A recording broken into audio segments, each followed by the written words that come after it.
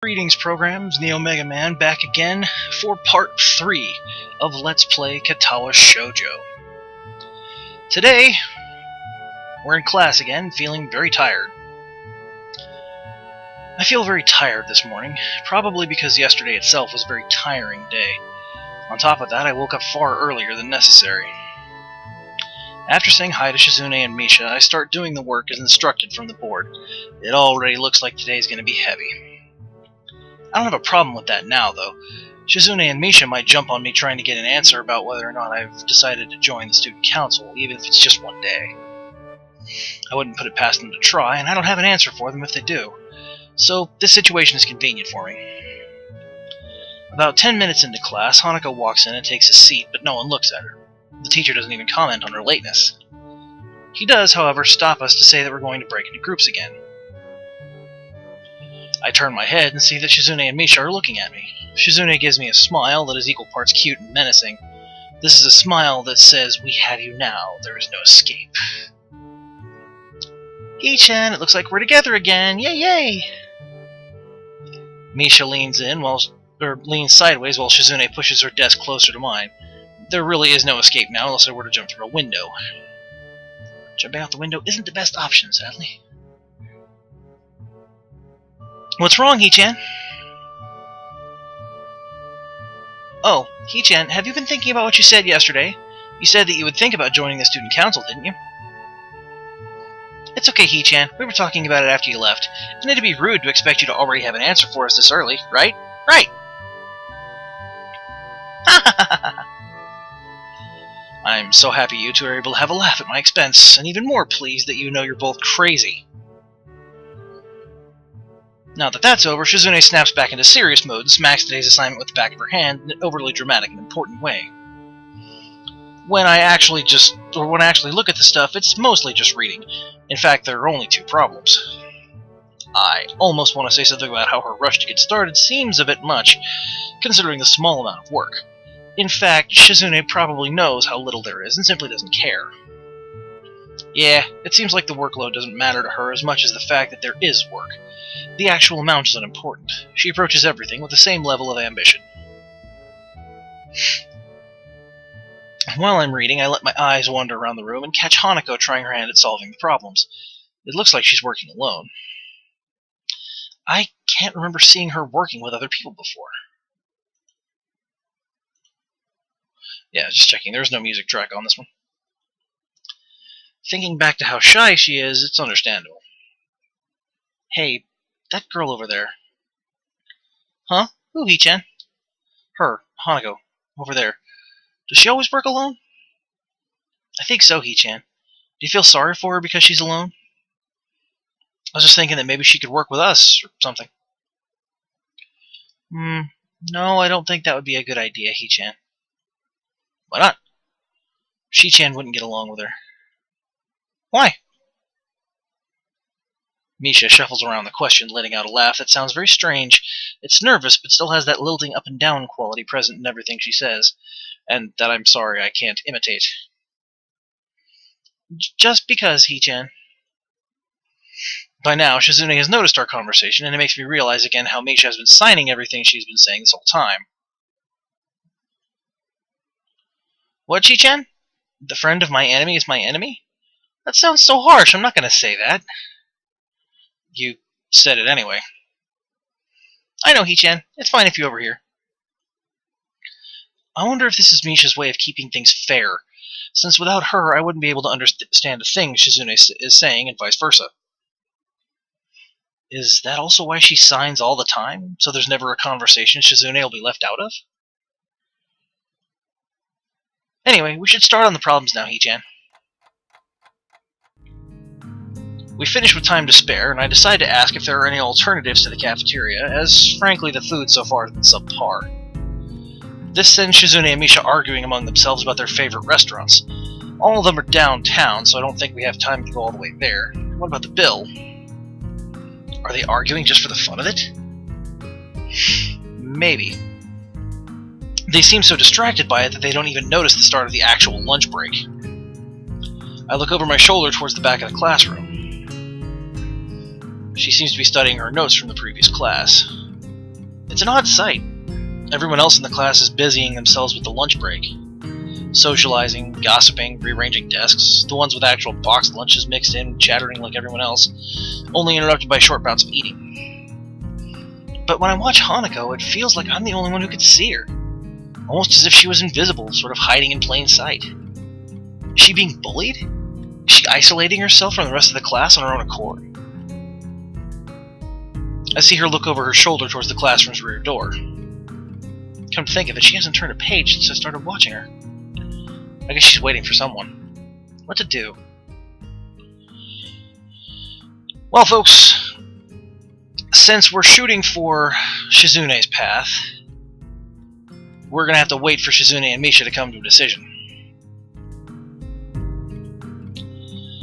Misha and Shizune are still arguing about their choice for lunch place, incomprehensible for a pair of high school students who have to take a taxi at least to make it downtown and back in time. Haven't you finished already? Oh, sorry, Hee-chan, were you waiting for us? You don't have any plans? Plans? For lunch? Well, I don't, so I thought I could hang with you guys. Misha smiles victoriously at my lack of plans and excitedly translates my response to Shizune. If you don't have anything specific planned out, do you want to eat lunch with me and Hee-chan? We're gonna go to town for lunch, though. Don't worry, Hee-chan, it's not that far. Sure, I'll come with you. And with that, we leave the classroom. Just around the corner of the hallway, something hits me in the chest with the force of a runaway train. Oof. Ouch! Opening my eyes, I see a pair of saucer-like green eyes looking up at me. They belong to the perpetrator, a short girl who bumped into me and has now fallen onto the hallway floor. She wears a PE uniform and a very worried frown. The former strikes me as a rather strange thing to have on during a lunch break. More striking than that, though, is that she doesn't have legs. Or, she does, but they're not flesh and bone. Her pale and very much flesh and bone thighs end in shins and feet made of some black metallic or plastic-like material. They look disturbingly artificial and unnatural. It almost makes me forget that my chest hurts. The girl winces a little, rubs her nose, and jumps up. Oh man, hey, are you alright? I'm sorry about that, really. I wasn't looking where I was going, and you just came out of nowhere. Sorry. She's looking really apologetic in the hurt puppy way of looking apologetic.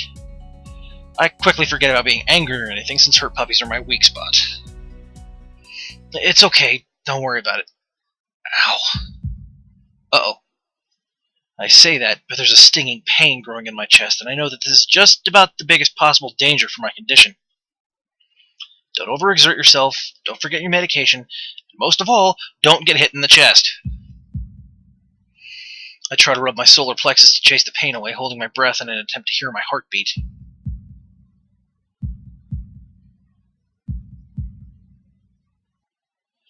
It seems normal. Hey, should I get a nurse? The worried, high-pitched voice of the girl snaps me out of it. I stare at her for a few seconds dumbfounded until I realized that I probably looked worse off than I really was, doubled over myself and looking all tense. Damn, I'm overly worried about my heart. No need. I'm fine. Managing to say something in response, I pull myself upright, feeling my sore ribs one last time and take a deep breath. She just knocked the wind out of me. Big time. But it's nothing more than that. You sure you're okay? I hit you pretty hard. It's okay. I said I was fine and nothing's broken. No harm done. That's good. I feel a hand on my shoulder at the same time as the girl's eyes widen.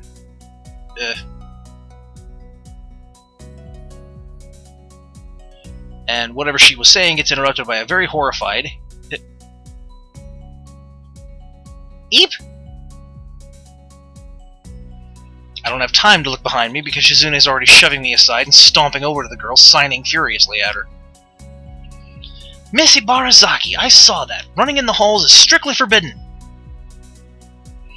Misha translates right on Shizune's tail, but her voice is girlishly playful, not full of the divine fury Shizune's arm movements would seem to call for. Sorry. I was just going to get some stuff and I was kind of in a hurry. You've been told this 1,000 times before. Your reckless behavior endangers other students, and even worse, it's explicitly against school regulations.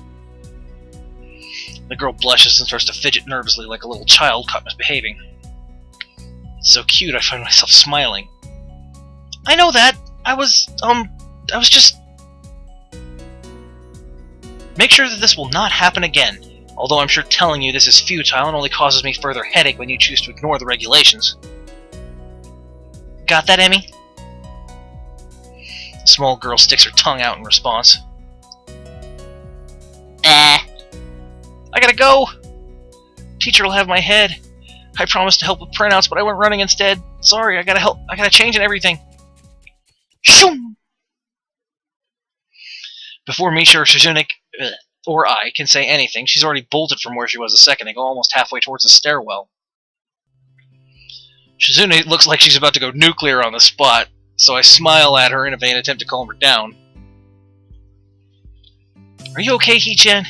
That Ibarasaki girl is always like that, causing trouble to others. You know, I'm pretty certain Shizune wouldn't call me Hee-chan. Never mind, never mind. Yeah, anyway, I'm okay. I just got the wind knocked out of me. That's great, Hee-chan. I wouldn't call that great, but I'll let that one slide. So let's hurry, Hee-chan, to have lunch. We promise it'll be great. I'll take your word for it. What kind of place is it? Restaurant or something?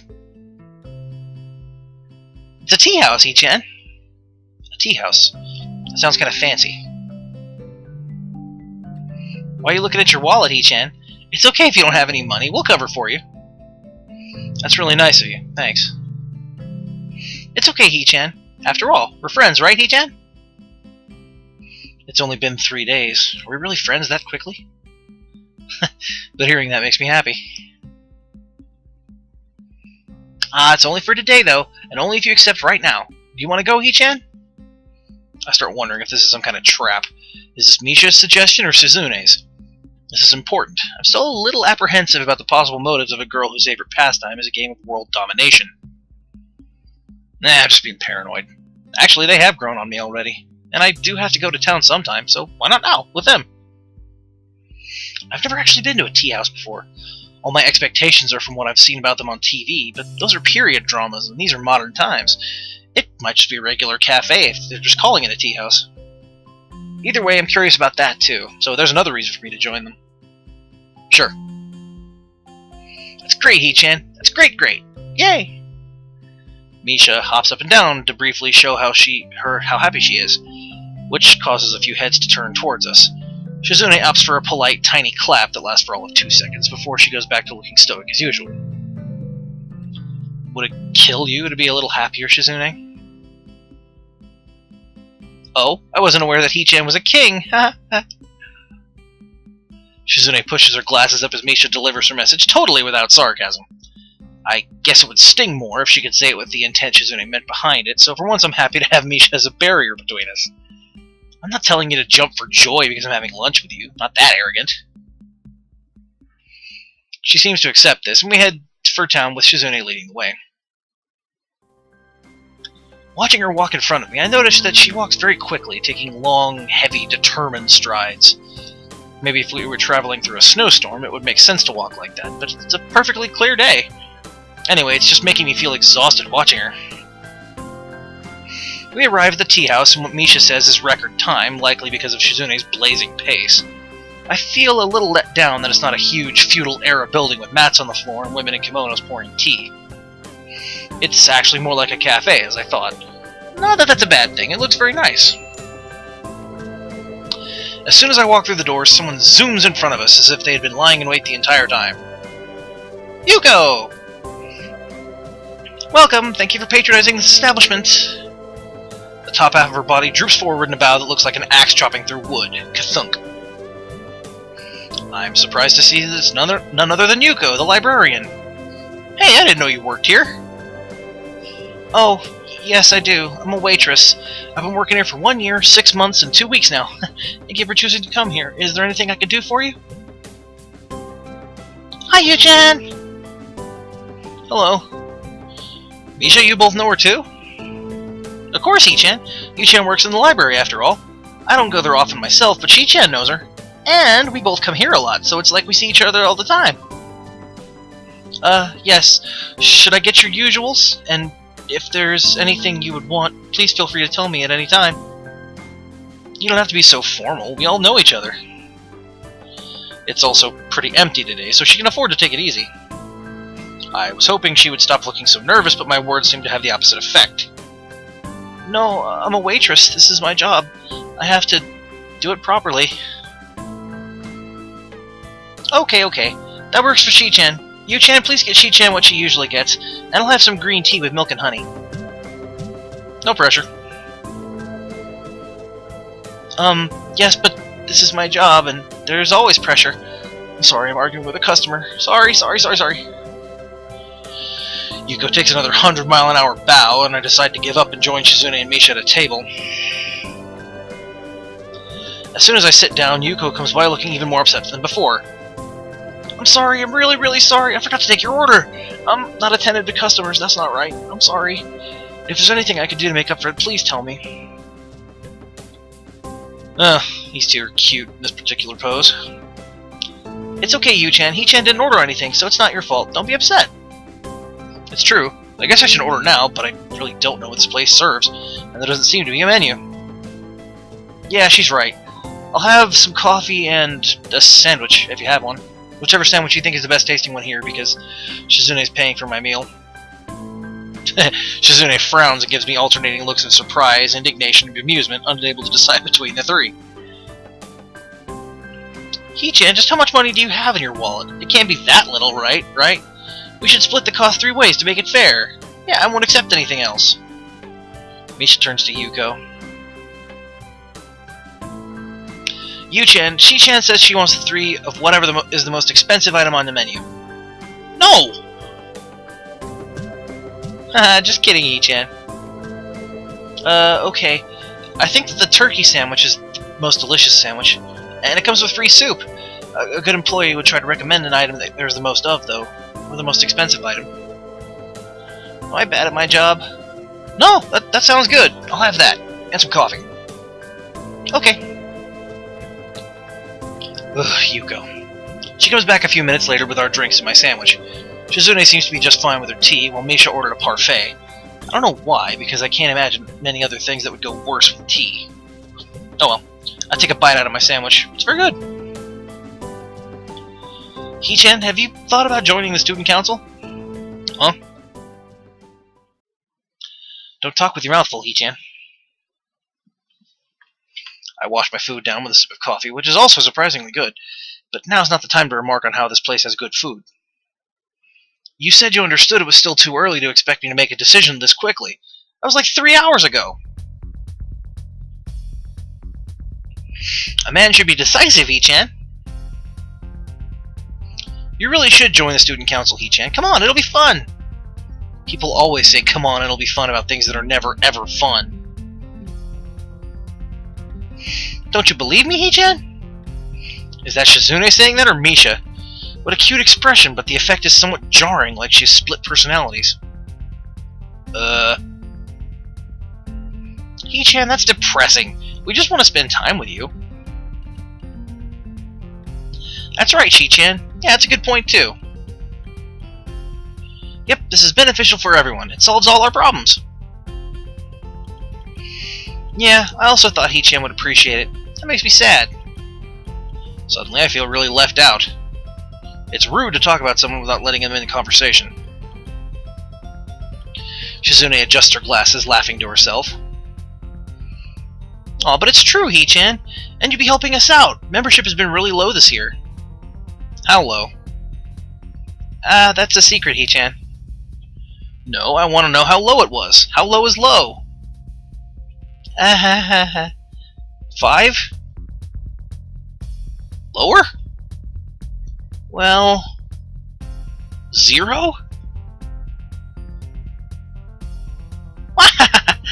He-chan, that isn't important. What matters is that the number is low, and that's why we would appreciate you giving us a hand, especially with the festival coming up so soon. and it looking to be a very busy year ahead in general. So, you're not going to answer my question? Nope. I sigh and straighten up my chair, trying to look as defiant as possible because this seems like a big issue and I don't want to let it go that easily. I feel silly, like a blowfish. Fine. At least tell me this. How many people are in the student council, total? Well, Hee-chan, we're definitely undermanned, but we have enough members to get the job done. Yep. It's not just the two of you, is it? Hee-chan, that's funny. But it's definitely not just us.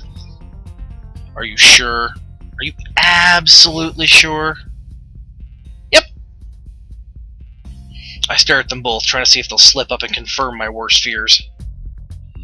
Misha frowns, looking uncomfortable, but that's probably because I'm staring at her. Shizune, on the other hand, returns my gaze with one of her own. Maybe she's challenging me, peering at me over the rims of her glasses like that. So teasing and surprisingly immature, like a little girl beckoning someone to play with her. Hee-chan, your two cute student council representatives have been trying to make you feel welcome and are even treating you to lunch. You should show your gratitude by joining the council so you can at least help them out. Yeah, it'd be great if you could just file some papers for us, and the festival's coming up and we have to build some stalls for the games and food. Just a few, so if you were there it'd be a lot easier for us. Please, Hee-chan? What an interesting good cop, bad cop routine. I'll give it a shot, why not? Just a shot. Okay, I'll give it a trial run. It doesn't mean I'm joining or anything definite, just that I'll help out a little, and then I'll see. And this makes us even for lunch. I'm not doing this because I want to. I finish off the last of my sandwich, and this makes Misha notice for the first time in a while that she has a parfait. She starts digging in, much to Shizune's chagrin, because I could tell from the way she plays with her fingers that she had a lot to say. Every time I look at Shizune, she looks back with such focus and intensity. This time is no exception. Her face is expressionless. Maybe she's thinking. Eventually it gives way to a smile. She signs something, and obviously I can't understand it. She has to know that. And she does it again, childish playfulness showing through in the speed and energy of her gestures. Misha, what did she say? Misha looks up from her parfait, torn between wanting to help out and going back to eating. What does this mean? I try my best to make the same movements with my hands that Shizune did. I come to realize quickly that this isn't very easy. Imagine doing this all day as your only means of communication. Sorry, Hee-chan, I can't tell you. Why not? Is it an insult? No, Hee-chan, I can't tell you because it means something nice. Something nice, huh? Well, they've gone back to their tea and food, so I guess this conversation's over for now. I don't really understand, but this makes me wish that I could. Maybe I could even try to learn sign language. The school might have courses for it. Would I really do that? I think about this as I finish off the rest of my coffee. I wonder why I'd even be motivated to think about it. I can think of 3 good reasons. I'm enjoying myself so much that I don't even notice that we were supposed to be back in class 10 minutes ago. Even if I were to start heading back to school right now, would it take at least 30 minutes? Maybe? I can't risk running fast with my condition, so it would take at least that long to get there. Well, 10 minutes late as I already am, it wouldn't matter even if I could teleport. Something wrong, Hee-chan? I just realized lunch break ended 10 minutes ago. It's only my 3rd day and I'm already going to miss class. Yep, you're already late. Hey, that's not funny, so are you. Aren't you two in the student council? We're setting a bad example. Hee-chan is so moral.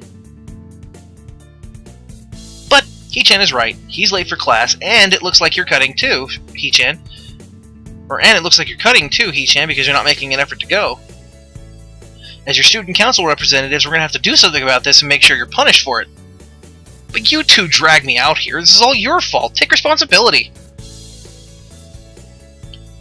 Hee-chan, we were just taking a prospective student council member out to try to recruit him. It's business, business! But you're not a member of the council, so there's no excuse. Yes, there is. That prospective student council member is clearly me. Yes! Are you going to join the student council, Hee-chan? God, this is getting tiresome. Shizune raises her teacup haughtily and wags her outstretched pinky finger up and down. Hee-chan, if only you remember the student council, but you can still join now, Hee-chan. If you join now, you won't be in any trouble at all, and we'll be able to take many more nice excursions like this all the time. It'll be fun. I start to think that maybe this was all an elaborate setup leading to this moment. Maybe Shizune lured me out here, banking on the possibility that I'd lose track of time and be forced into this situation. Diabolical. Well, considering what I know of her, I should have been more on my guard. But to admit that I got myself into this even slightly would be unforgivable. I try to read Shizune's intention in her eyes, but she just returns my stare blankly, innocently. She takes a sip of her tea, like she's mocking me. By the way, Hee-chan, I didn't plan this at all. Things just happened to work out this way.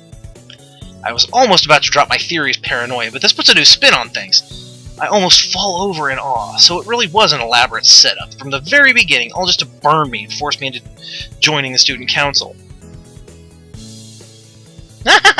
You look so nervous, Hee-chan. Did you really think we were tricking you this whole time? You're not. Hee-chan, you really thought... Misha frowns, looking heartbroken. Shizune quickly frowns as well, following her lead. How synchronized. Two of a perfect pair. They must be twins.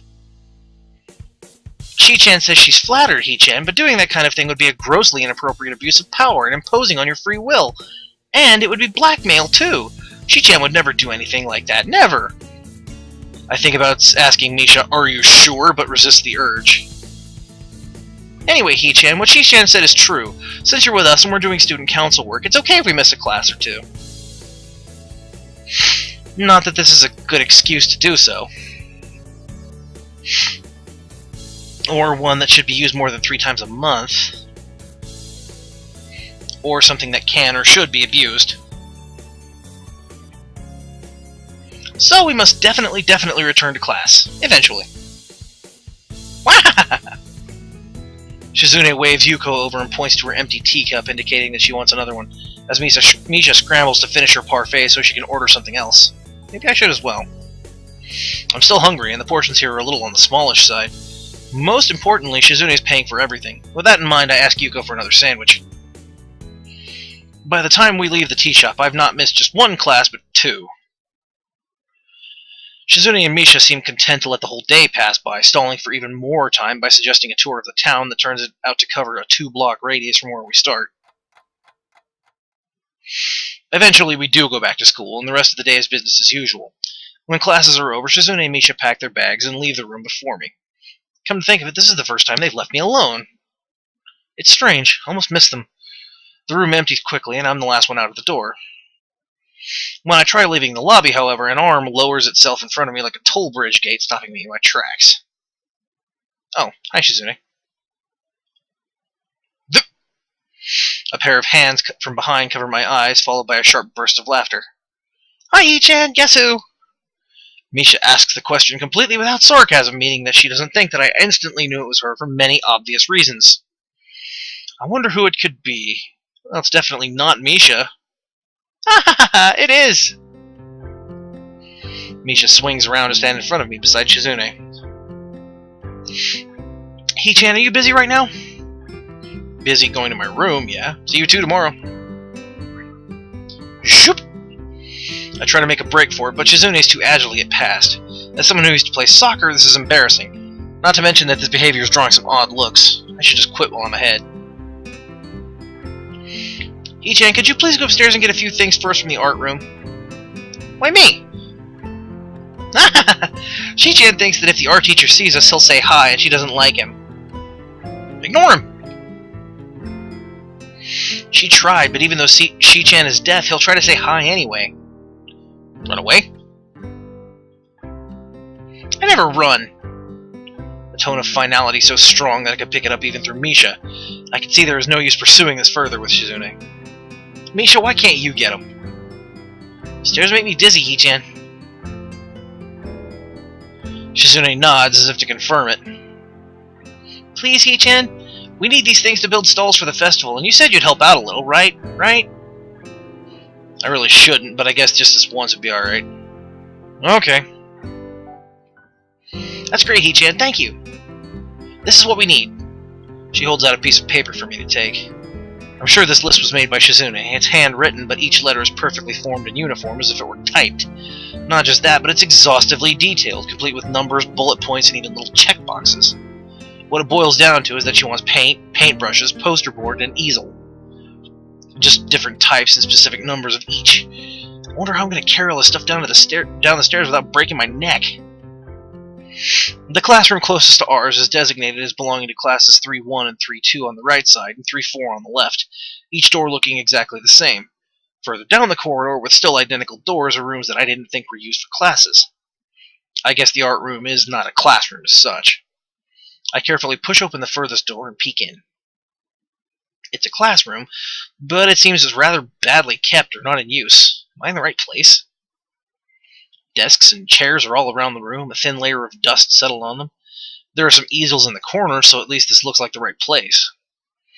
The room is flushed in sunlight from the big windows, shadows creeping all over the desks. Specks of dust are dancing in the stagnant air, making the beams of light almost visible. Jokingly, I call into the empty room. Anybody ho? Something catches my eye and I stop mid-sentence.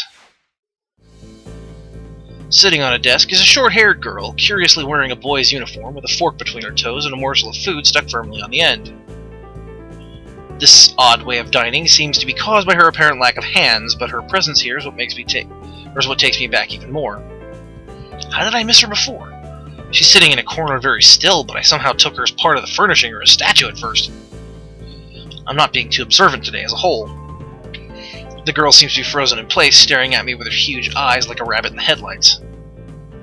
She's staring at me, her mouth wide open, ready to accept the fork. I'm staring at her, my mouth open, suddenly remembering I didn't finish my sentence and trying to think if I should. This weird stalemate keeps us both stunned into silence, punctuated only by the wall clock ticking rhythmically. Hello. The girl stuffs the forkful in her mouth and is now staring at me expectantly while chewing. This is a bit awkward. Hello? I was told to pick up some supplies from here, for some festival stalls, I think. I didn't think there'd be someone here. There isn't. That's why I came here too. She picks up another forkful. Doesn't that mean you're here then? She raises her eyebrows as if she was suspecting my observation was false. You're pretty observant. I guess it does. But who are you? This girl's pretty straightforward, isn't she? I'm Nakai. Hisa Nakai. I just transferred in on Monday. I'm Rin. Tezuka Rin. Rin Tezuka. I won't shake hands with you, but at least we know who we are now. That's very nice. Her deadpan manner of talking makes it hard to determine whether she's joking about shaking hands or not. It kind of bothers me. Joking about these matters doesn't feel appropriate at all. While I'm trying to figure out what's appropriate and whether this girl is, she seems to have lost interest in me and is now gazing yearningly back at her food. Can I continue my lunch? If you don't mind me, I won't mind you. If you need to get your stuff, the supplies are in the back. Go right ahead, but lunch? School's already over for the day. What word would you use then? There's no word for a meal you eat after lunch but before dinner, right? It bothers me very much too, but I don't really know what I should say. I don't think you're supposed to eat a meal between lunch and dinner to begin with. But I'm hungry now and my delicious boxed lunch would go to waste otherwise. I have curry. It's very delicious. With much decisiveness, Rin once again picks up the fork between her toes and with at least as much impoliteness, she points it straight at me. So, Nakai, what brings you to this place? Like I said, I was told to look for these things. No, the school. From outside you look fine. Is your problem inside? I come to a full stop, opening my mouth but not getting a word out. I can guess. I'm good at guessing. Better than most people. Rin cuts me off before I can answer her question or skirt around it somehow. I don't know which I would have done. I froze in front of this issue again. I haven't even told anybody here about my condition. Or maybe it's only because it hasn't really come up. I do get the feeling that not making issues of this part of the school's I do get the feeling that not making issues of this is part of the social code here, as the teacher said. I wonder if the people here could relate. Probably not any better than any normal person could. I can't relate to Shizune's circumstances, or Lily's either. Naturally, while I go through this in my head, Rin keeps considering what my condition could be, with an overtly contemplative look on her face. She puts her fork between her lips and leans back, looking at the ceiling as if the answer was written up there.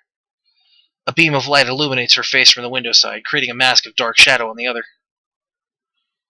I don't think it's anything in your head, and something in your gut to be boringly ordinary, like this lunch of mine, and less delicious. The problem must be in your pants! This messed up Sherlock Holmes kind of statement and the sheer lack of tact it was delivered with catches me completely off guard. Oh, Rin. Parody is the current musical track. Good stuff. I think I might have reeled back even physically as Rin's eyes widen in revelation and astonishment. So I was right! There is something wrong with your tackle, isn't there? Still partially in shock, but recognizing the need to reply something, I spit out the first thing I could think of. No, nothing like that. I have a heart problem, arrhythmia. ... motherfucking ... I said it. More like blurted it out, but I said it. The girl in front of me purses her lips together and glowers at me, looking very disappointed.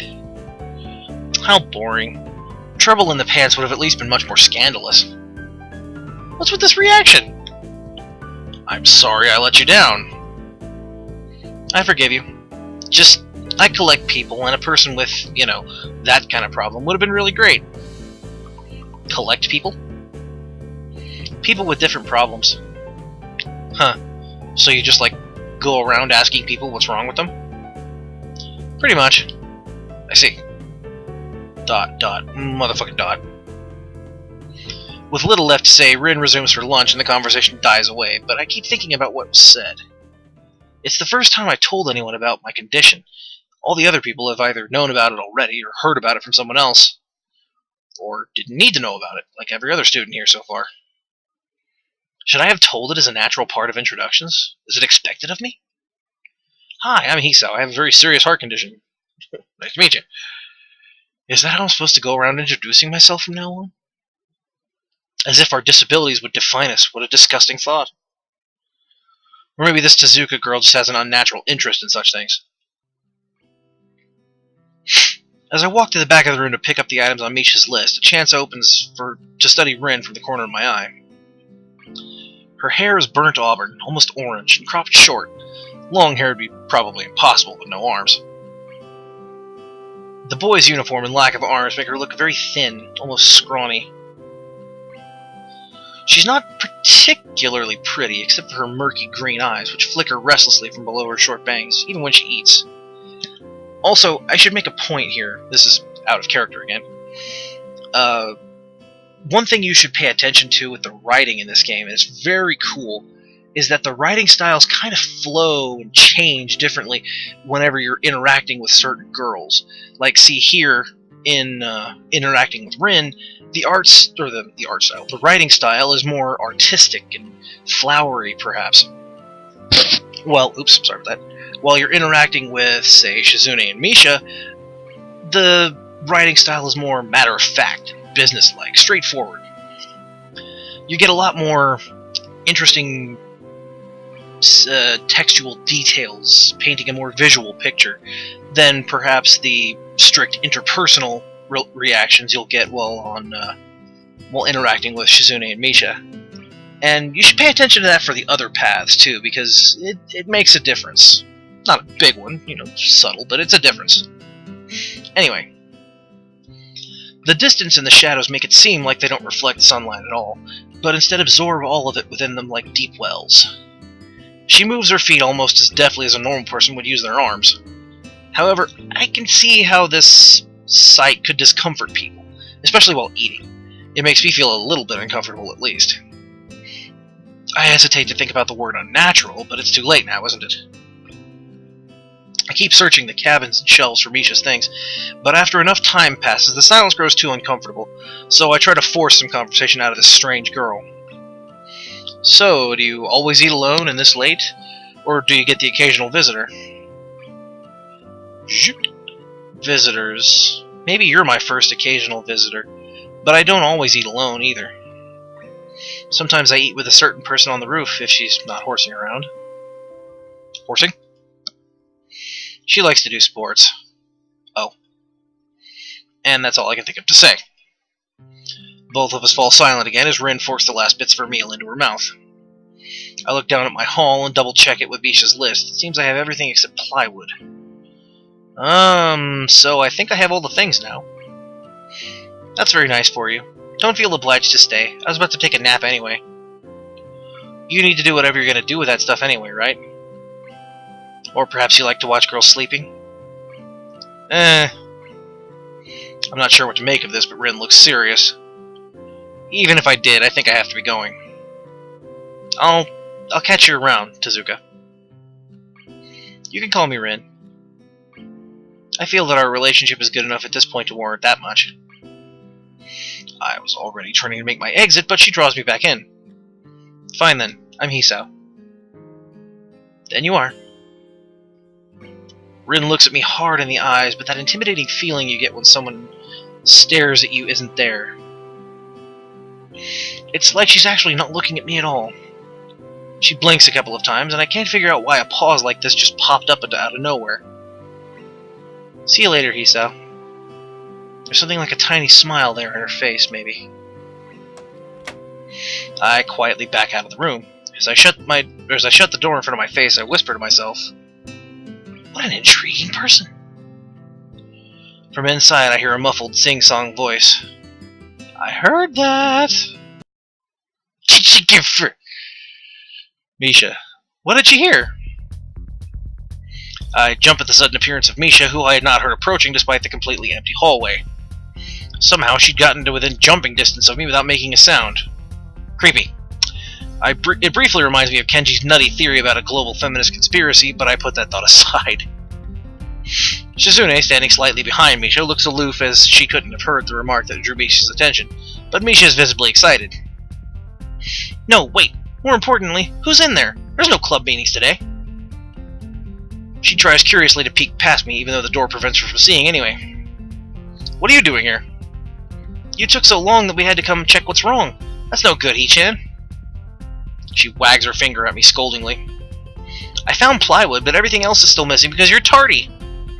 Oh, sorry. I got the things here. Was just gonna bring them. I think you're up to some mischief, Hee-chan. Who was in there with you, I wonder? Misha signed something quickly to Shizune, pointing at her own ear a couple of times. Shizune immediately pushes her way past me and opens the door into the classroom. I can only imagine the shock she's experiencing. With Shizune's diligence and attitude, the insolence of daring to deface school property by sleeping on top of it must be too much to bear. And indeed, she stares at Rin, frozen in place apart from the slight but noticeable trembling of her shoulders, from suppressed rage, I'm sure. Instead of blowing up, Shizune just takes a few deep breaths, adjusts her glasses, and slams the door shut, turning to sign furiously at Misha. Maybe she did blow up, but I can't understand it. She shoots a very loaded stare at me, too, as if it was somehow my fault that Rin is sleeping on one of the tables. I hope she's not getting any funny ideas about the reason of my tardiness. Hello. Rin's voice comes from the other side of the door, and it takes a few eye blinks to realize that she might have trouble opening it. I open the door to find Rin directly behind it, looking at us with half-interested, half-sleepy face. Hello. Miss Tezuka, what do you think you were doing? You're absolutely not permitted to use school property for such, disgraceful activity. It sure is suddenly very crowded in here. I didn't know I was this popular. It's hard to say whether she's happy or unhappy about this turn of events. At any rate, she ignores Shizune/Misha's scolding, so they have no choice but to drop the issue. Shizune taps Misha's shoulder, points at Rin, and then makes some quick signs. Popularity aside, please don't do that anymore. Anyway, how's your project going? Will it be done for the festival? Rin looks at them blankly, apparently at ease under the pressure of Shizune's cold stare. I keep wondering about that myself too. And? We'll think about it harder. As Misha signs a reply to Shizune, her face turns to an unsatisfied frown. Miss Tezuka, please try to take this seriously. It'll be a disaster if the wall looks like someone threw up their lunch onto it. Rin nods assertively. We'll think more seriously. Misha actually giggles at that, but Shizune doesn't, not even after translation. She just shakes her head, takes the materials from me, and takes off with Misha in tow. Rin frowns thoughtfully as she looks after the retreating student council duo. How rude. It's true, though. I must finish my project before the weekend. There'll be dire consequences if I don't. The end of the world as we know it. Like weekends usually are, but more dire. Much more dire. Maybe I'll postpone my nap to unforeseen future. I am about to ask what project she has and what are these apocalyptic consequences, but she walks back into the art classroom. Since you have nothing to do, would you give me a hand? This paint can doesn't fit into my bag, but I need it. She kicks lightly at a huge can of paint that's lying on the floor next to the table she was sitting and sleeping on. It lets out a dull clang. Being the gentleman I am, I naturally pick it up. And it's heavy. Yeah, sure. Where do you need to take it? Away. And with that, she takes off into the hallway, me and the paint can following, since there's little choice for either of us. The hallway's quiet and empty now with Shizune and Misha gone, so we two leave towards the stairwell at the other end. Every 10 or 15 or 20 steps, I have to change the can from one hand to another because the thin handle cuts into my palm. At least it keeps my arms from tiring too fast. Rin strolls on beside me with an uneven pace that I have trouble matching. Or maybe I'm walking weird because of the extra weight. It seems one of us is constantly walking too slow or too fast, and I can't figure out which. 2 flights of stairs below, trouble appears in the form of the head nurse and his fox-like grin. Ah, Mr. Nakai! What a happy coincidence. Tezuka too, of course. He nods courteously to Rin, who does not acknowledge him back, then turns to me because obviously it's me who he had some business with. There's something I forgot to mention on Monday. I nod and wait impassively because I can't even begin to guess what he forgot. The feeling of the handle delving deeper into my skin doesn't make me feel enthusiastic about this interruption either. It's about your medications. Since you haven't been that long on your current medications, there might be some unexpected side effects, which might require adjusting dosages or even changing to another type of medication. So we will do a few tests regularly, but what I'd want for you to keep an eye on what I'd want is for you to keep an eye on everything in your condition that feels off, if you get what I mean. Nausea, headache, anything. And come see me if anything happens. Alright. So how are you? Everything fine? I get up and drop the can to the floor before answering him. Apparently this takes longer than my biceps can handle. I'm about to say something generic as an answer, but then I realize how often I've done that lately. Other people have asked me that too, teachers and students here, my parents, visitors, doctors, nurses at the hospital. Everyone seems to be concerned about that. It's natural for a hospital, not so much for a school. Except this school. This is a small school, and both the student base and faculty seem to be very tightly knit. At least that's the feeling I'm getting. And this is not the kind of school that gets transfer students too often. The thought sends shivers up my spine, but I give a generic answer anyway. That's great. Also, one other thing. My sources tell me that you've been at neither the school track nor even the pool, so I'd like to know if you've taken up exercising as I asked. Of course I haven't, but his way of inquiring gives me the feeling that I should have been running my ass off at the track since the very first day. You have people spying on me? Not as such. I just happen to know a few people. But that's not the issue here, so don't try to slip out of it. Well, I was actually just doing some improvised weightlifting as an exercise.